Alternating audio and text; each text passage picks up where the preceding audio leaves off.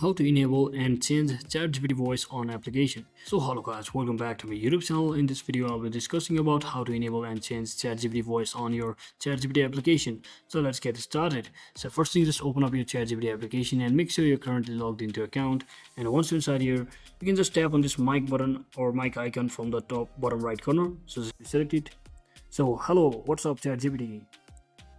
So you can just tell them what you want by recording it and simply click on next or tick mark, and it will automatically convert your voice into text, and you should be able to send that voice as a text to your ChatGPT, and it will respond to your question accordingly.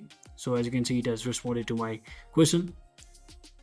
And now similarly, to change the ChatGPT voice, you can just tap on this voice icon or right next to the mic. So just tap on that. Hi there. I just want to. So as you can see, you can toggle between different models or different voice just like this. So currently there are 9 voice models available, so you can just choose any one which you like one. So in this case I've selected this one over here and simply click on done, and just like that you should have successfully set up your or changed your ChatGPT voice on your application. So that's it for today guys. Thanks for watching. Don't forget to like and subscribe. See you on the next one.